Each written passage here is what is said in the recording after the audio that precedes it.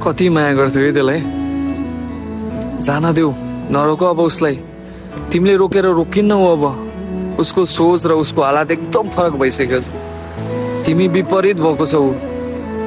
जबसम्म तिमीसँग पैसा थियो, जबसम्म तिमीसँग धन सम्पत्ति थियो, जबसम्म तिमीसँग शरीर थियो, सब थोक थियो, उसले यस्तो ट्रिट गर्थ्यो अथ तिमी नै सब थोक हो उसको लागि। तर आज हेर न कस्तो भयो है, तिमीलाई एक्लै पारेर छोडेर गएको छ।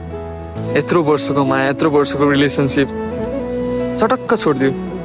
अझ तिमी उसलाई खुर्दैछौ कि ऊ आउँछ अझै?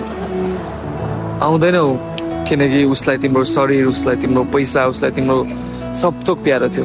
तिमी बाहेक, तिमी उसैको लागि केवल कुरिबसेको छौ, रात रातभरि नसुती, आफ्नो कामलाई छोडेर, आफ्नो हालतलाई छोडेर, आफ्नो फ्यामिलीलाई छोडेर उसैलाई भनेर टाइम दिएर बसेको छौ तिमी। तर उसलाई के छ र, उसले अरू कोही नयाँ पाइसकेको छ। सहर तिम्रो लागि अन्जान छ, हालत तिम्रो लागि फरक फरक बन्छ। अथवा भनौँ कबीर सिंहको फिल्म इन्डस्ट्री, फिल्म त होइन लाइफ, तर कबीर सिंह भन्दा बत्तर बाँचिरहेछ। तिमीलाई सहारा अब, खाँचो अब